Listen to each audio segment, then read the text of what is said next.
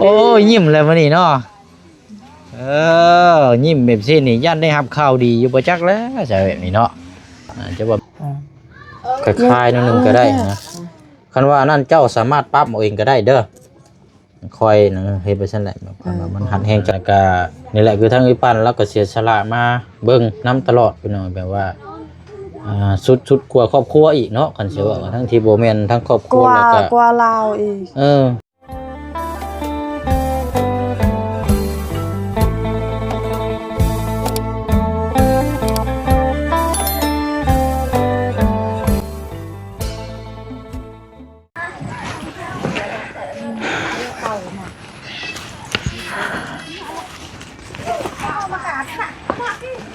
พี่น้องเนาะเปิดภาพมุมกล้องมาก็พบเจอกันช่วงค่อยค่ำลงแรงบัดนี้พี่น้องเนาะเมื่อเช้านี้ก็เฮาได้พูดคุยน้ำกันแล้วก็นำใบเอโกตัวนี้แหละพี่น้องเนาะที่ทางน้องเพิ่นเป็นอยู่แล้วก็ไปให้ทางแพทย์เบิ่งแล้วก็ได้คำตอบนำกันแล้วบัดนี้พี่น้องเนาะสำหรับทางเคสน้องคำดีเนาะสบายดีเด้อพี่น้องเด้อเนาะสบายดีพี่น้องยามค่ำยามแรงเนาะพี่น้องเนาะฮอดแห้งพี่น้องเพื่อไปเพื่อมาเนาะกะพอดีไปพัวพันเนาะเกี่ยวกับเคสของทางน้องคำดีแล้วพี่น้องก็ได้พูดคุยกับทางแพทย์เพิ่นแล้วเนาะจะนำพาทางน้องคำดีนี่ไปผ่าตัดอยู่หุ้งหมอแข็งเนาะพี่น้องเนาะหมอแข็งก็ได้โทรหาทาง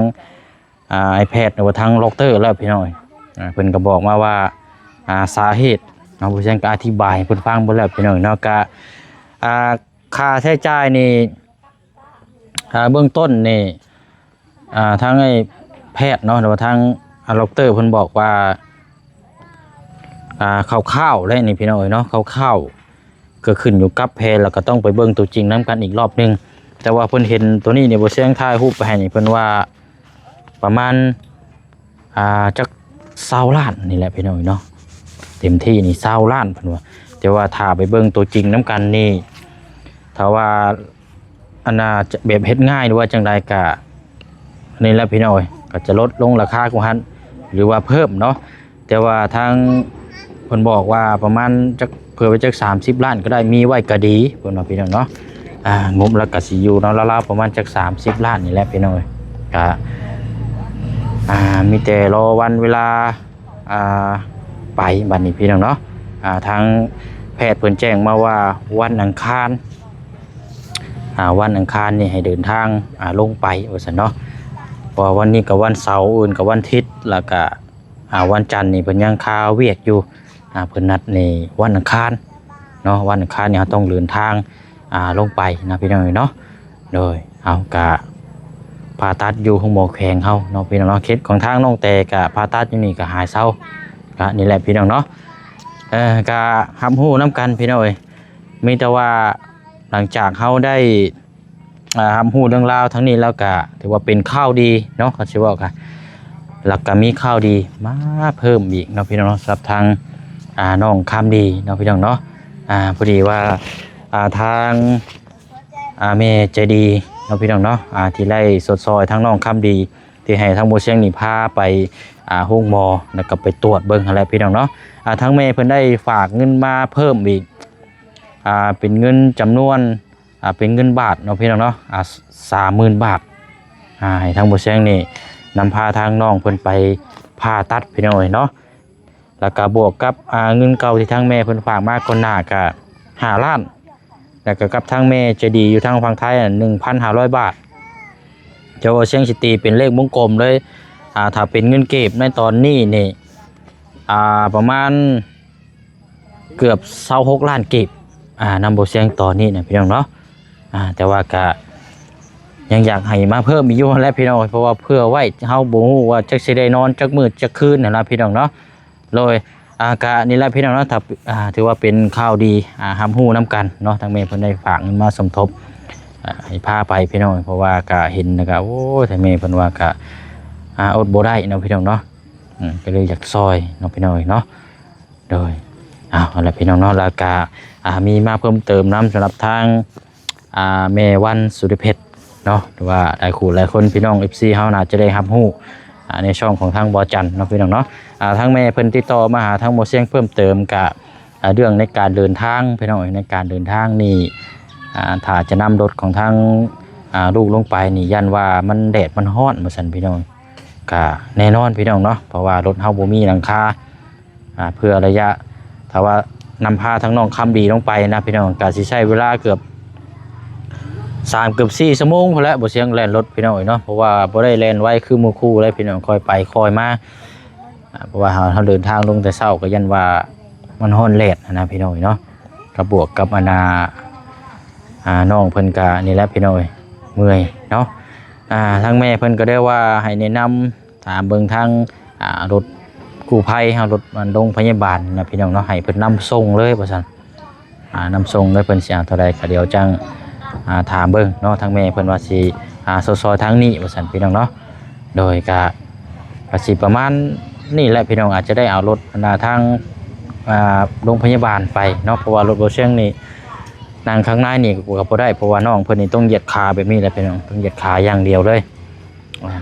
บ่ได้แหละพี่น้องเนาะเพราะฉะนั้นอาจจะเป็นรถทางพยาบาลนะครับเคลื่อนทางน้องเพิ่นลงเนาะพี่น้องเนาะเอาก็แจ้งวันเวลาในการเดินทางอาจจะเป็นวันอังคารพี่น้องอาจจะเป็นช่วงเช้าๆบ่หรือว่าช่วงเที่ยงเนาะอันนี้ก็แต่ว่าทางบ่เชียงยังบ่ทันได้โทรถามทางแพทย์เพิ่นได้พี่น้องอายุ10 ปีเนาะเพิ่นสิรับส่งแบบใดเนาะอันนี้ต้องพัวพันน้ำกันอีกทีนึงอันนี้เว้าแจ้งน้ำกันก่อนเนาะพี่น้องเนาะเอาถือว่าเป็นข่าวดีสำหรับทางน้องคำดีมื้อนี้เนาะหลายคู่หลายคนพี่น้อง FC ปาลุงเฮาก็รอลุ้นรอชมจะให้ทางน้องเพิ่นหายดีหายเศร้าเนาะพี่น้องเนาะโดยอะไรพี่น้องกะก่อนเขาจะเข้าไปแจ้งทางครอบครัวเพิ่มเติมกะขอมุกขอบใจขอบคุณขอบคุณทางแม่ใจดีน้ำละลายเด้อเนาะพร้อมครอบครัวอยู่ทางต่างประเทศเนาะแล้วก็ทางผู้ใหญ่ใจบุญที่ได้มองเห็นแล้วก็อยากชดอยากซอยทางน้องเพิ่นเนาะเอาอันนี้ต่อไปกะฝากกดติดตามแล้วก็เราลุ้นเราชมเบิ่งน้ำกันอีกต่อไปเนาะวันนี้กะถือว่ามีกำลังใจแล้ววันนี้ทางบ่เชียงกับพี่น้องเนาะก็สิได้เบิ่งได้แย่งน้ำกันวันเวลาขับเคลื่อนเนี่ยก็เดี๋ยวตั้งสิโทรถามทางแพทย์พยุงหมอเซโปดเนาะพี่น้องเนาะไปมานี่พี่น้องเนาะก็ขอมุกขอบใจน้ำละลายเนาะทางผู้ใหญ่ที่ได้เบิ่งแย่งบ่ปะบ่ทิ่มกันพี่น้องเนาะน้องเพิ่นอายุ15 ปีพี่น้องเนาะก็เนี่ยคือเฮาทำฮู้น้ำกันนี่แหละเนาะเพิ่นซานล้าน2แล้วก็โอ้ยเบิ่งพี่น้องคือเก่าเนาะพี่น้องก็ให้ทางปันเนาะมาทำหู้น้ำกันเพราะว่าในการเดินทางนี่สิให้ทางเพิ่นนี่แหละเนาะเพราะเพิ่นว่าสิอาสาแล้วก็ไปเบิ่งน้ำเพราะว่าในการเดินทางเนี่ยเฮาบ่ฮู้ว่าจักมื้อจักวัน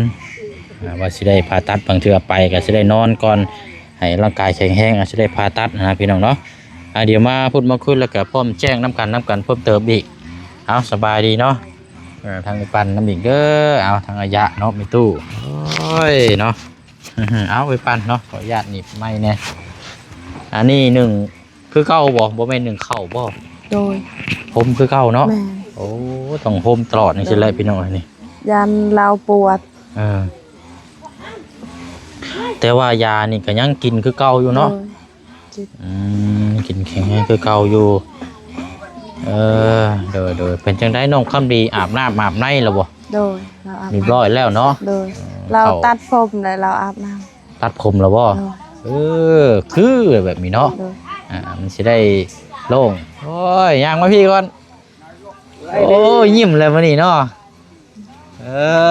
ยิ้มแบบนี้นี่ยันได้รับข่าวดีอยู่บ่จักแล้วจะแบบนี้เนาะจะว่ามีข่าวดีบ่จักอันนี้เนาะวันสวรรค์โดยเอาสบายดีเนาะอะไรพี่น้องเอ้ยจังหน่อยจังขึ้นไปน้องคำดีซะเนาะเดี๋ยวจังไรก็เดี๋ยวจังในทางพ่อกับแม่แจ้งบอกเพิ่มเติมน้ำอีกก็ได้เนาะแต่ว่าเขาแจ้งผู้ปกครองแล้วก็ผู้ที่จะดูแลในการเดินทางได้ทำหู้น้ำกันก่อนพี่น้องเนาะเอาล่าสุดนี่มื้อนี้เขาไปพัวพันกับทางแพทย์เพิ่นอยู่ของหมอซิปูนเพิ่นเอาเบอร์โทรยังให้บัดนี้เฮาก็ได้ลมกับทางแพทย์ผู้ที่ว่าเพิ่นสิผ่าตัดโดยตรงเลยเนาะโดยตรงเลยแล้วก็ ทางแพทย์เพิ่นก็สิผ่าตัดให้เนาะอยู่ห้องหมอแขงเฮานี่แหละไอ้ปันนี่พูดคุยเรียบร้อยแล้วเนาะเวลามื้อเดินทางไปผ่าตัดนี่อาจจะเป็นวันอังคารเนาะทางไอ้ปันสะดวกอยู่บ่กันไปกันน้ำกัน2คนคือเก่าเนาะ3กับผู้ป่วยพี่น้องเอ้ย3คนคือเก่าเนี่ยเป็นก็จะเป็นวันอังคารได้ทำหูน้ำกันบอกทางอาญาแล้วก็ทางเมียเจ้านำเด้อโอเคแล้ววันนี้พี่น้องเขาเคยทำหูน้ำกันทางครอบครัวทำหูน้ำกันแล้วก็วันนี้ถ้าเขาเดินทางไปถ้าเขาบ่มีงบบ่มีเงินเขาสิไปได้อีบ่บ้านไปได้อีบ่ฮะบ่ได้เด้เนาะมันต้องขับเคลื่อนด้วยจิตด้วยใจแล้วก็ด้วยศรัทธาด้วยเมตตาเนาะที่นี่แหละเนาะอันที่ว่ากันมันต้องมีปัจจัยในการเดินทางเพราะฉะนั้นแหละมื้อนี้เนาะได้รับฮู้ข่าวดีตัวนี้ไปแล้วแล้วกับรับข่าวดีน้ำกันอีกกักที่2ทางแม่ใจดีที่เพิ่นซอยให้พาน้องคำบีไปมื้อนั้นนั่นทางแม่เพิ่นฝากเงินมาเพิ่มมาซอยอีกเด้อเป็นเงินนี่เงินบาทเฮานี่ 30,000 บาทเนาะถ้าเป็นเงินกีบเฮานี่ก็20 ล้าน20 ล้านกีบบวกกับเงินเก่านี่ก็เป็น25 ล้านเกือบ26 ล้านเนาะสิว่ากันในตอนนี้พี่น้อยแต่ว่าทางการใช้จ่ายนี่เฮาบ่ฮู้ว่าจักสิได้นอนจักมื้อจักคืนเนาะมันก็ต้องในการกินการอยู่เรื่องกับ1มานี่ก็ร่างกายนี่ต้องสำคัญเข้าไปนอนก็ต้องให้น้องเพิ่นใส่เลือดใส่อย่างวิตามินอย่างข้างในเนาะ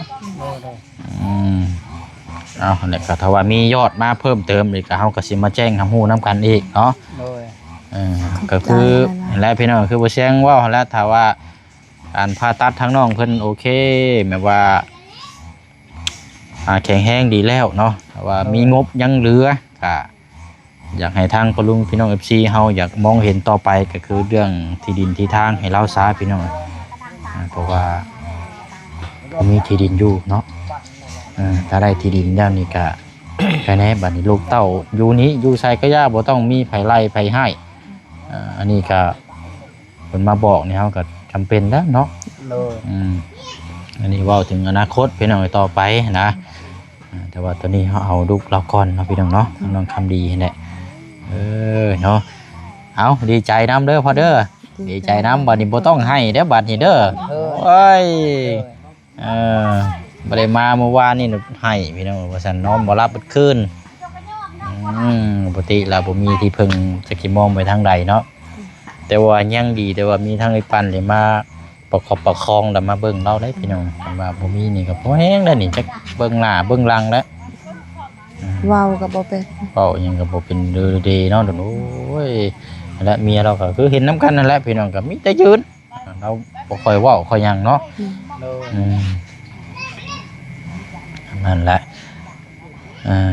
ก่อนสิเดินทางก็เฮาสิเข้ามาอีกหรอกเนาะเพราะว่ามื้อนี้หาก็วันเสาร์อื่นก็วันอาทิตย์วันจันทร์เพราะว่าวันจันทร์นี่ทางแพทย์เพิ่นก็ยังค้าเวียกอยู่นะเพิ่นนัดเป็นวันอังคารในการเดินทางนี่ก็อาจจะบ่ได้อาจจะบ่ได้เดินทางไปนํรถเฮาเองอาจจะได้นำรถทางกู้ภัยหรือว่ารถพยาบาลเนาะขับเคลื่อนไปอันนี้เพื่อในการเดินทางนี่ถ้ารถบ่เสี่ยงนี่บ่มีหลังคานี่ฮ้อนแลดได้พี่น้องเพราะว่านั่งข้างในนี่บ่ได้น้องเพิ่นนี่ขาตรงแบบซี่เด้เบาะข้างหลังมันโจ้แบบซี่นะมันกระทบบ่ได้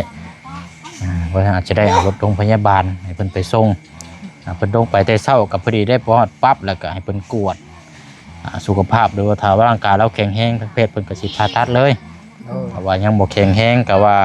ให้นอนบำรุงใส่กินดอกยังบำรุงก้อนเนาะให้แข็งแรงจังผ่าตัดนะพี่น้องเพิ่นก็สิมีตามขั้นตอนของทางแพทย์เพิ่นแหละพี่น้องเนาะก็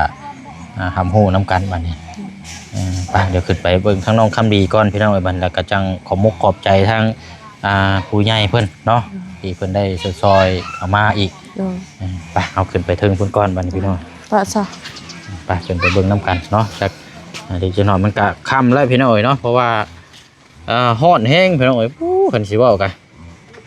ฮ้อนแห้งเอ้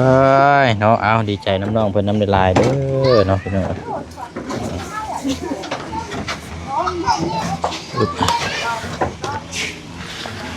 เพื่อนเรากันนี่แหละพี่น้องมืดหลอกไฟโซลาเซลล์ก็ยังบ่ใต้ยังบ่หุ่งอยู่อันนี้เนาะ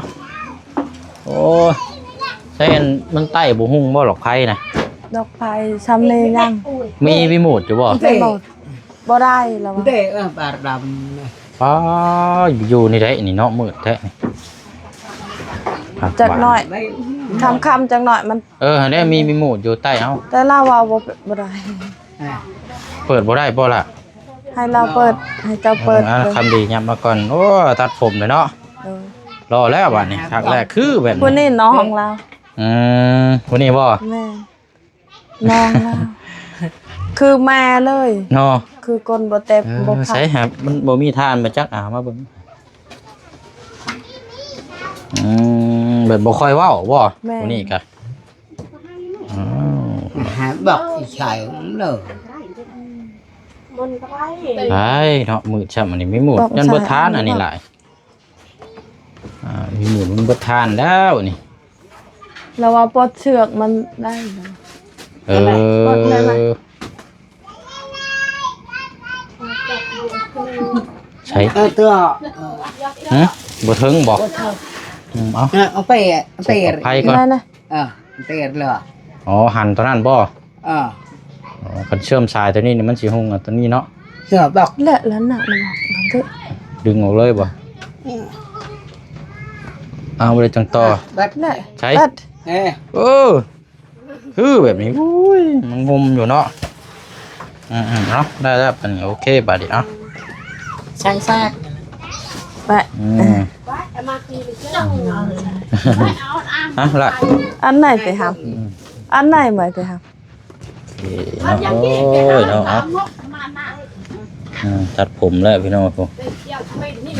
ใครอยากสะท้อนในจักหน้อยเนาะเป็นยังพี่น้องเนาะเบิ่งน้ำกันและมืดมัวกับเฮ็ดนี่ใด ดีเดี๋ ชี ยว วิตยังมืดมัวอยู่เนาะปกติแล้วเนาะซะเนาะพูดคุยน้ำกันอีกอ๋อตัว โดนจนได้อะ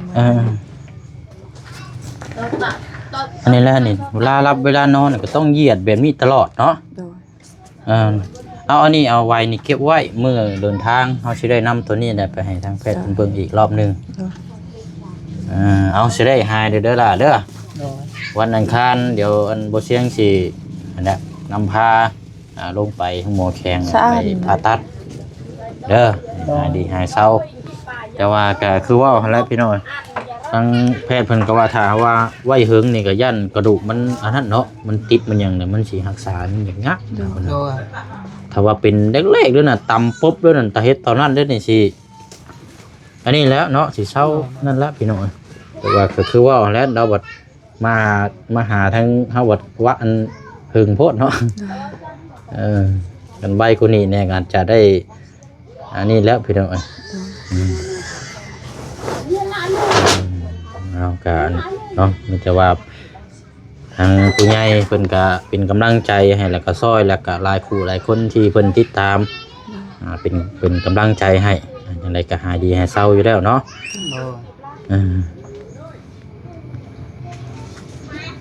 คันว่าเรานั่งแบบซี่ก็เอาอันนั้นเอากระสอบเข่าก็ได้มาเองไว้ได้เอากระสอบเข่าหรือว่าเอาแบบว่าประเภทเอาผ้ายังมาห้องก่อนก็ได้หรือว่าหาแนวมาห้องก็ได้พอเราได้มีแห้งนะคันว่านอนหลายยันมาเมื่อยเราเรานั่งแล้วเดี๋ยวนี้ พาดเจ้าเสือดาว กับอันตัวนี้นี่ มือในซองเทือละอาบน้ำตัวนี้คันว่านั่นก็คายอย่างนิดนึงก็ได้ยังว่ามันหัดเลือดอันอย่างมันอันนี้ หัดไหม มันเข่งแห้งบ่ล่ะคายนิดนึงก็ได้นะคันว่านั่นเจ้าสามารถปรับเอาเองก็ได้เด้อคอยเฮ็ดไปซั่นแหละมันหัดแห้งเจ้ากลางออกแต่ตัวอย่าว่ามันอ๋อนั่นแหละนะห้ามแหละฮะไม่อัดดอกแกห้ามตัวแหละจืดละแกติ Teman tik teman lagi ai.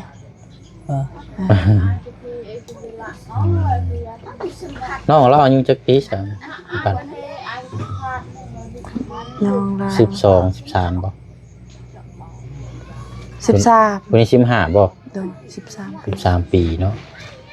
บ่เว้าบ่ยังแบบเดียวกับแม่เลยบ่ เว้าอยู่แต่เฮาเว้า2-3 คำแล้วคำนึง โอ้ คัน เออ เครื่องเฮาให้เราเฮ็ดเราบ่เฮ็ดเนี่ยเราบ่ปากเลย คันเฮาใส่แล้วเราบ่ปากเลยผู้นี้ฉลาดผู้นี้เฮาบ่ใส่ก็เราเฮ็ด คงสิฮู้จักแบบเวียกงานเนาะกันสิเว้ากัน อยากซอยฮู้จักอยากซอย บ่ต้องรอบอกรอหยังเฮ็ดโดดเนาะ แม่นผู้นี้เฮาใส่ก็เฮ็ดฮู้ตึก มันเป็นฮู้ตึกเลยเฮายามเฮ็ดแบบนั้น เออ คือกันเลยกับแม่ เนาะ เขาเว้าใส่ก็บ่หายแบบนี้แหละ อืม ลาวกว่าเขานี่เฮือนเขานี่เราใจดีกว่าเฮาอีก โดย กว่าเฮาแหละคันเขาเว้าแบบเขาจะเที่ยงคืน เราบ่ได้เที่ยงเลยสิเว้าแนวใดก็เว้า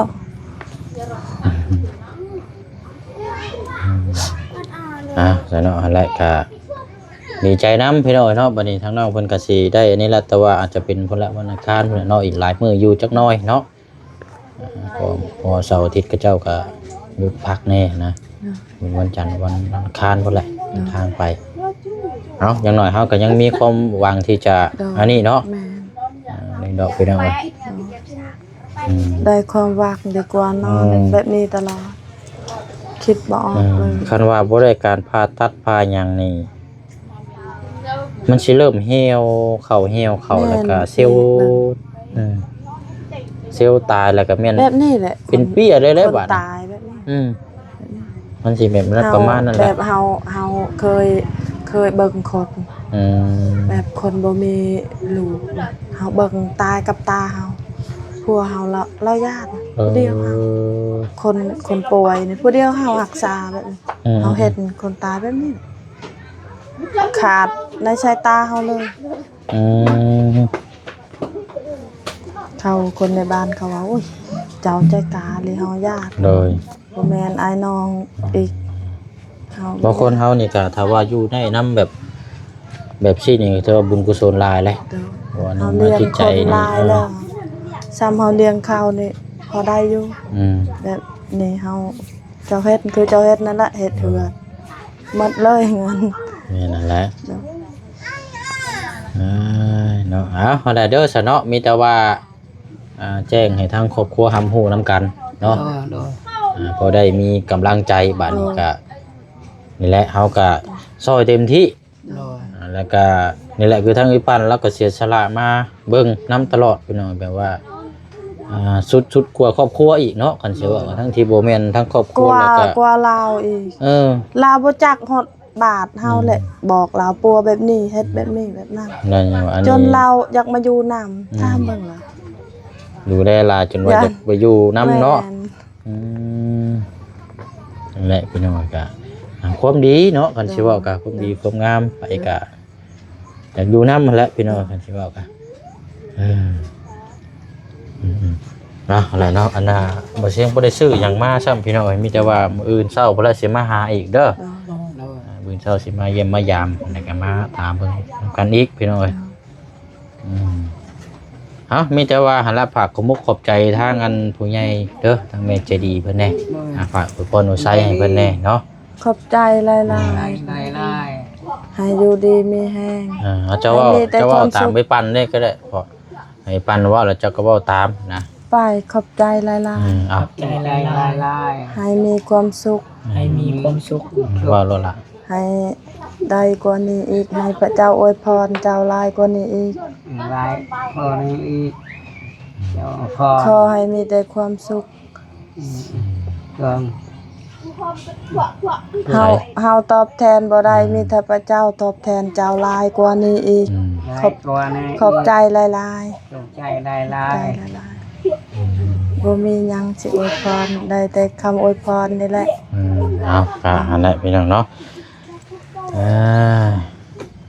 น้ำดีใจน้ำบัดนี้มากันหาดีให้เศร้าแล้วก็จังเบิ่งน้ำกันต่อไปเห็นแล้วสนอมันค่ำมันมืดแล้วเสียงก็สิได้เดินทางก่อนบัดนี้อื่นเดี๋ยวสิเข้ามาใหม่เด้อ ขอบใจแล้ว เราตัดผมมันคือบ่หน้าเบ่ง เรา นั่น ดี เนาะ ใจอันนั้นผู้เป็นตัดนั้นเราไป ก็ถือว่า เอา โอ ไป เคอยู่เนาะโอ้ยเนาะเอาเนี่ยครอบครัวแล้วก็เอาเบิ่งก่อนพี่น้องมื้อวันเวลาอันนั้นก่อนจังเชื่ออาจสิได้ให้ทั้งครอบครัวเรามาพร้อมหน้าพร้อมตากันยืนเรียงหน้ากระดานบ่มีไผแน่จักคนเท่านั้นเท่านี้นี่ยังบ่ได้ฮู้ได้นี่เนาะแต่ว่ารวมๆเบิดทั้งครอบครัวนี่จักคนก็ไอ้ปัน อันนั้นลูกเรา5 คนและพอเท่ากับเราเป็น8 คนแต่ผู้นั้นเราเอาเมียไปอยู่แล้วยัง7 คนค่ะ เอาเฉพาะผู้อยู่นี่แล้ว ยั เนาะ ง7 คน 7 คนเนาะอ๋อนี่พี่น้อง7 คนนอนอยู่ในเฮือนนี่ดังนี่ ยัง7 คนนอนวันนี้แหละผู้นี้นอนทั้งนั้นกับแม่เท่า โดย ผู้นี้นอนทั้งนี้พ่อกับแม่นอนทั้งนี้ กับ นางน้อยๆ2 คน เรียนกัน นอนเรียงไปนี่แหละเนาะ โดย ซะเนาะหั่นแหละมิจังว่ากันมื้ออื่นเด้อเอาอยู่ดีมีแฮงนั่นล่ะเอา ขอบ ส ใจ บายดี หล ล่ะ าย ใจลาย โอเคไปเนาะเดี๋ยวไปเดินหามฮู้น้ำกันแล้วครับจังว่ากันอีกบัดนี้เนาะมีหยังเพิ่มเติมก็จังมาคุยน้ำกันอีกรอบหนึงโอ้ยุงหลายเนาะยุงกัดเด่น